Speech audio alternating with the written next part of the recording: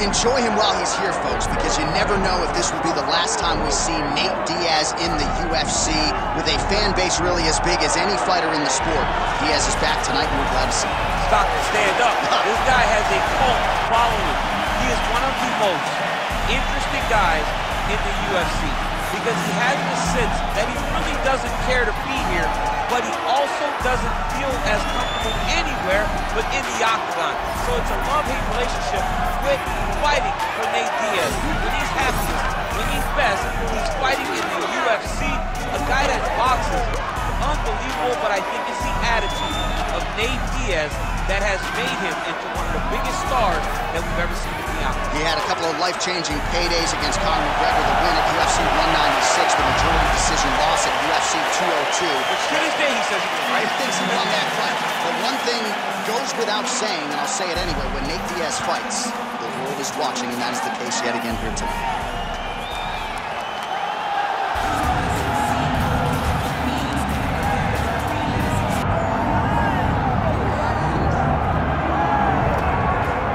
All right, so here's the welterweight champion, Leon Rocky Edwards. We are obviously excited to see how he handles this challenge here tonight, but how do you not harken back to the knockout against Kamal Usman? He's thrown that kick so many times in training and competition.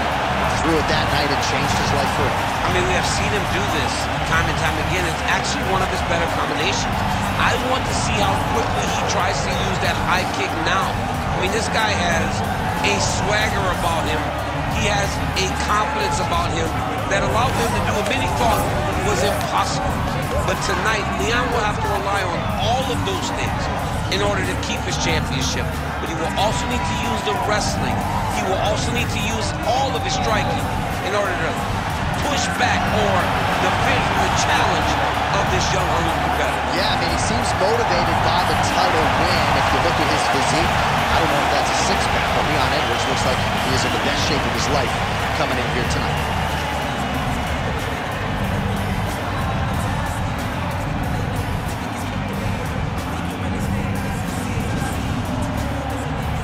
Our tale of the tape for this welterweight championship fight. And now for the official introductions, the veteran voice of the Octagon is Bruce Buffer.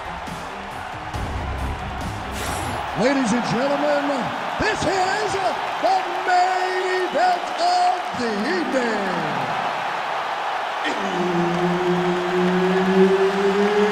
It's time! 5 rounds for the undisputed UFC welterweight championship of the world. Introducing first, fighting out of the blue corner, presenting the challenger, Nate Diaz! And now, introducing the champion, fighting out of the red corner, presenting the reigning, defending, undisputed UFC welterweight champion of the world, Leon Rocky Edwards. Referee Herb Dean will handle the action in the octagon. Well, for all the places we go in the world, few can hold up to this one. Good evening from T-Mobile Arena here in Las Vegas, Nevada. Opened April of 2016. UFC went there for the first time at UFC 200, and they've been bringing big shows seemingly every other month ever since. They call Vegas the fight capital of the world. And if you're talking about a home base for the UFC, you're talking about T-Mobile Arena, home to some of the biggest UFC events ever. UFC 200, Conor McGregor versus Khabib Nurmagomedov. This place has been the home of some of the biggest UFC fights in history. Tonight, you get to take the same walk to that octagon and try to make your mark on the sport. All right, early in the fight here, and Nate Diaz off to a pretty good start, found a home for that left hand. I mean, and it's powerful. It does not seem like Nate is throwing it hard, but he always finds his target. He's very accurate with that straight left hand. So he kind of feeds the right hand to get you moving where he wants, and then bam, he drops that straight left on you that hurts so many. Hurt Conor McGregor, and he hurt the welterweight champion, Leon Edwards, in the same way. There's the leg kick, that one checked by Diaz. Oh, you land, I land is how we're doing here.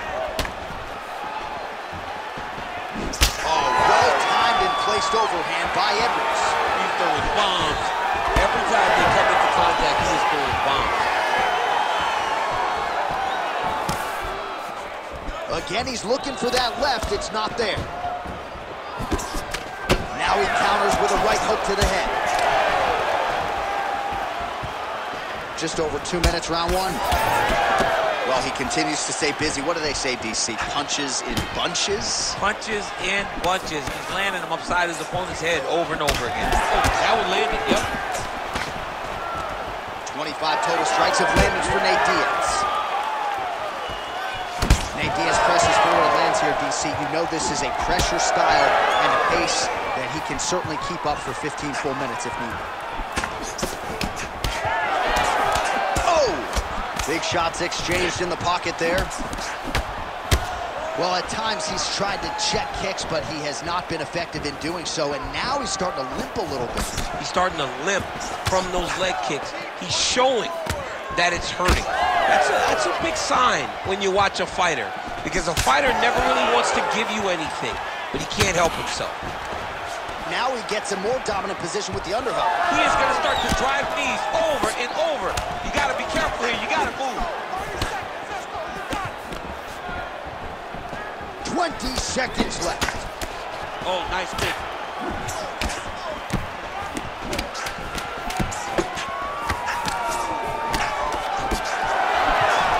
Beautiful body kick. Round two next.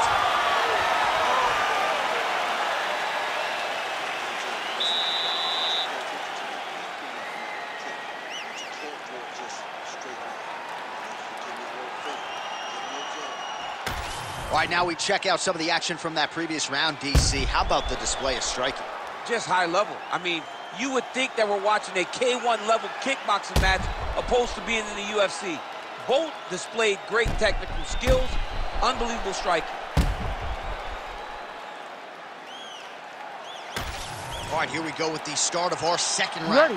Leon Edwards versus Nate Diaz. All right, next round is now underway. I thought there was pretty good back and forth action in the previous round. Yes, it wasn't a bar fight. It wasn't two guys throwing the kitchen sink at each other. But you did see times where they came together and you saw the skill level of these two fighters.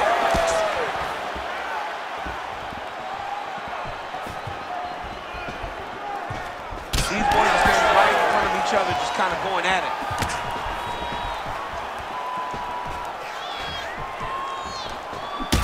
Edwards' nose is bleeding now, so we'll see how he handles that adversity, but nothing ideal about it here in the middle of this fight. Oh, nice.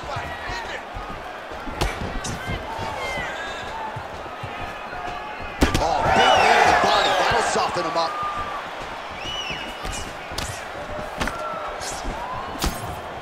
.48 total strikes have already landed for Nate Diaz. Well, misses on 60% of the strikes, landing with just 40% accuracy against Leon Edwards. Just over 3 minutes now to go. Well, he's really starting to land a high number of strikes here in the second round. No denying that he has taken the message from his corner and picked up the pace here in round two.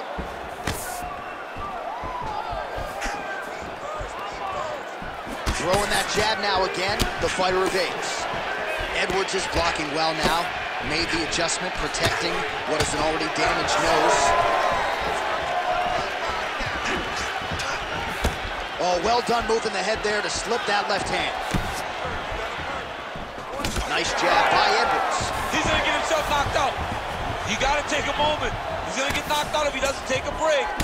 Well, I think I can smell the blood at this point in time. That canvas didn't look like that a few fights ago. Blood is flowing from that cut with every passing strike. Every strike. And it burns. John, it burns so bad. When you get cut like that, every time a shot lands, it just burns. So this guy needs to try to find a way to not take and limit the damage he's taking to this cut. Easier said than done, though. Oh, he separates from the clinch. 1 minute now to go, round two. Oh, well, the calf kick has been a priority, and now his opponent is... Oh! We might get a stoppage here. Back to the feet now. Oh!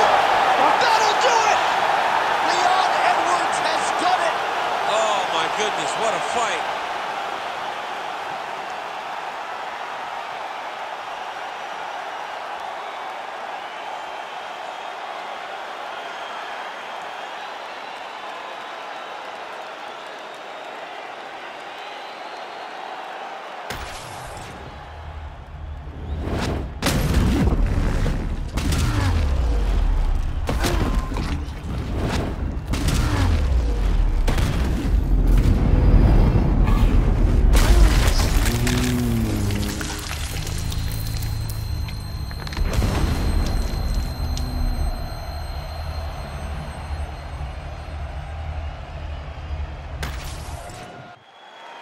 All right, the official decision is in. It resides with Bruce Buffer.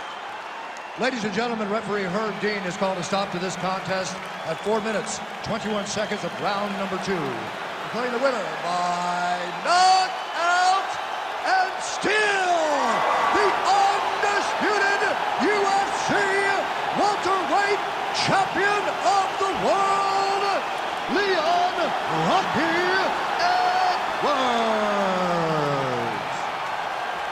What a moment for Leon Edwards, another massive knockout. I'm not sure any KO is ever gonna be on the level of what he did to Kamaru Usman, but this one was pretty sensational to me. Yeah, it was a tremendous knockout. I mean, sure, he didn't knock